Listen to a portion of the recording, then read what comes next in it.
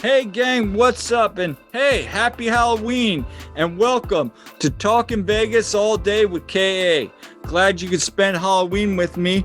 And today we're going to finish up our 3-part series where we're talking about some of the haunted places on the Las Vegas Strip. So before we get started, make sure to hit that like button, click subscribe, and make sure to punch that notification button so you can get up-to-date information on when we drop new episodes. So without further ado, let's go ahead and get started today.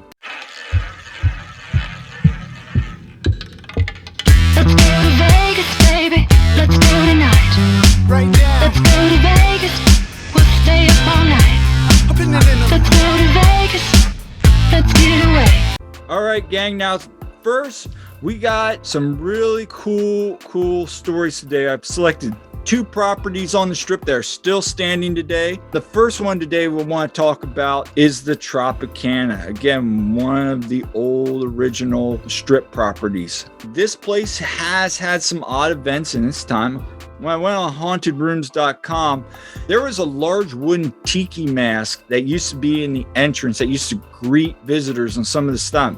Rumor and lore is that it held a spirit within the mask. And the rumor goes that if you touched the mask, that you would break out in a horrible purple rash. And it happened to a lot of people, so many so that they took away the mask and the structure and stored it someplace within the property. No one knows where it is. Also, there was a thing during and after a time that if you took a picture in front of where it was or where it currently was at the time, you might even see purple haze rising from either the mask, or you might see a purple kind of haze fog around where the mask used to be. So definitely kind of a creepy little story there. I couldn't imagine first day getting off the airplane, going in, seeing that cool thing, giving it a touch, and then having this rash on your hand the whole time you're in Vegas. They also have said other things as there's some ghostly apparitions, you know, the normal strange noises throughout the hotel, lights going on and off. Somebody on one of the comment sections had written that they had basically were sleeping and they woke up, their room was really steamy, like it was humid, and they felt something blowing warm air into their face and body. And when they got up, nothing was there. And the person apparently went downstairs and demanded to check out. I thought that was a wild little story there. That would freak me out for sure.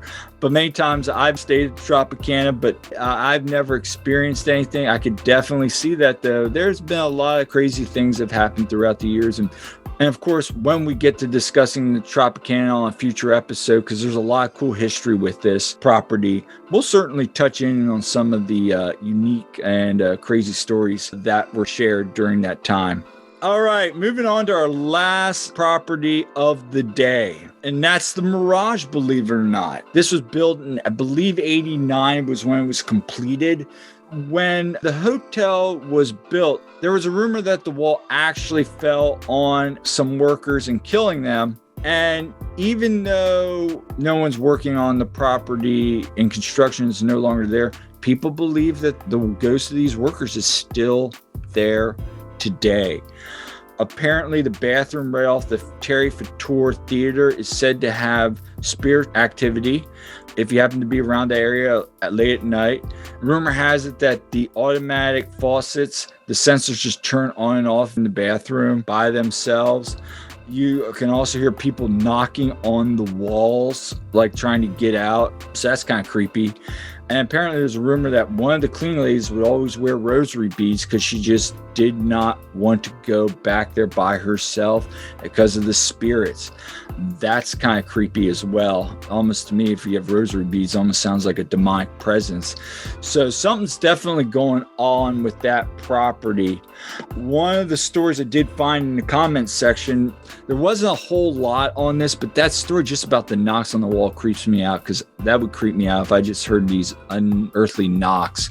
A person claimed that they were staying at at the hotel, and the light in the bathroom kept going on and off, and everybody thought they were crazy that were staying in the room, but they kept swearing the light would go on and off in the middle of the night. Now, this was not the Terry Fator Theater bathroom. This was in their room, but that they would claim the light would go on and off.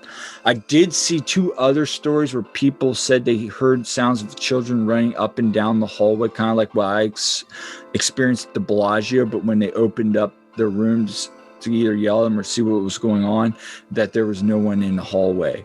So those are 2 interesting little stories. I don't know, man. The Mirage to me would probably have some sort of paranormal activity. It's starting to get dated, so a lot of things probably happened even though it has no real mob ties. So yeah, those are the 2 hotels I picked today because I really thought they each had a really cool creepiness factor of what was going on there. But anyway, thanks for checking out our episode today. Happy Halloween. We hope you enjoyed this little fun series. I know it was fun for me to do some research on that. I did save a couple properties for next year, so I'm looking forward to bringing out a whole bunch of other little ghost stories on the strip. And again, I'm going to have those resources in the links below if you want to check them out. There's a lot of cool stuff. You can always snoop around on the internet. Are these places haunted that I described? Who knows? But definitely there's always questions out there. Are we alone with paranormal activity? I do believe there is something out there, but not everything that goes bump in the night is a ghost or a paranormal activity event.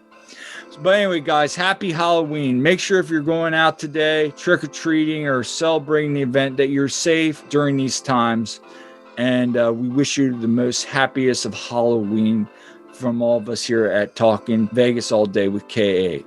Make sure on your way out to click that like button, leave a comment if you wish. I'd love to hear from you guys. And as always, we're on Facebook, Twitter, and we're on Instagram. We'll see you next time on Talkin Vegas All Day with KA.